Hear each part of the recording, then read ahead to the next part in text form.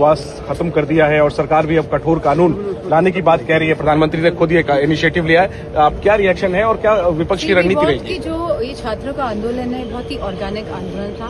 हर जगह से बच्चे आए थे दिल्ली में अपनी बात को रखने के लिए, और जहां उन पे लाठियां बजाई गई, जहां पे जो हिंसा हुई है, कहीं ना कहीं इसके लिए पूरी तरह से केंद्र सरकार की पुलिस और होम मिनिस्ट्री जिम्मेदार है। और धर्मेंद्र प्रधान का तो इस्तीफा चाहिए, इसी के साथ हम होम मिनिस्टर का भी इस्तीफा चाहिए, क्योंकि कहीं ना कहीं पुलिस होम मिनिस्टर के अंडर में आती है और सभी भाजपा के सांसद है, तो इन सब के हाथ कहीं ना कहीं उन छात्रों के खून से आज हमें रंगे हुए दिखाई दे रहे हैं। सरकार एक कठोर कानून लाने की बात कह रही है, क्या उसमें विपक्ष चर्चा में भाग लेगा? 2024 में भी आपका ये पेपर लीक हुआ था नीट का, तो सरकार का मतलब उस टाइम कानून क्यों नहीं लेकर आई? आखिरकार सवाल इस बात का है। आज 2-2 साल निकल जाते हैं, सरकार नए पे नए कानून लेकर आ रही है, तो नए कानूनों का फायदा ही क्या जब वो धरातल पर नहीं उतर पा रहे, जब हमारे पास कोई क्लैरिटी नहीं है, कोई विजन नहीं है, तो इन कानूनों को लाके क्या फायदा है? शुक्रिया। हम समाजवादी पार्टी से लोकसभा सांसद डिम्पल यादव जी हैं। डिम्पल जी, सदन आज भी नहीं चला, कोई बीच का रास्ता?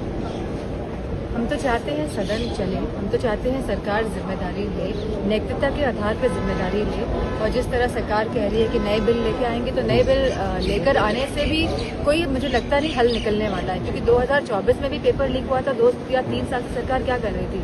तब वो नए बिल नहीं लेकर आ रहे थे। किस बात का इंतजार कर रही थी कि हमारे बच्चे यहाँ पे पहले सुसाइड से मरे और फिर वो सड़कों पे पिटे? क्या सरकार इस बात का इंतजार कर रही थी? सोनम वांगचुक ने अनशन तोड़ दिया है, कैसे देख रही हैं आप इसको? ये अच्छा, क्योंकि 24 या 25 दिन हो गए थे, तो हम भी चाहते थे कि उनका अनशन टूटे, चाहे कैसे भी टूटे। और इसी तरह हम चाहते हैं कि सरकार अपने एजुकेशन मिनिस्टर को हटाए और एजुकेशन मिनिस्टर या तो इस्तीफा दे, इसके लिए कोई दो राय नहीं। प्रधानमंत्री नरेंद्र मोदी ने आधी रात को वीडियो जारी किया और उसमें जो आश्वासन दिया आपने देखा ही होगा, क्या कहेंगे?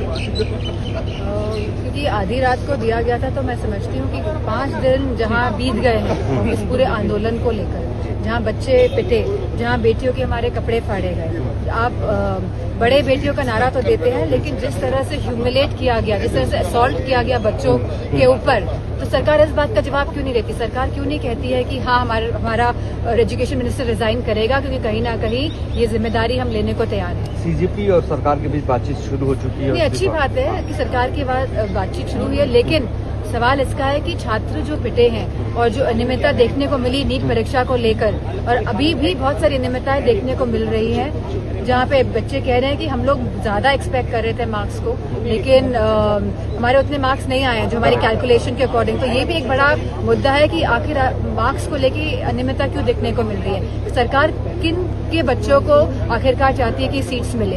आगे की क्या रणनीति होगी? सोमवार को क्या करने वाले आप लोग? इसी मुद्दे पर घेरेंगे सरकार को? सरकार इस पूरे सत्र में हमारे पास बहुत सारे महत्वपूर्ण मुद्दे हैं और हम सभी मुद्दों को उठाएंगे आगे भी।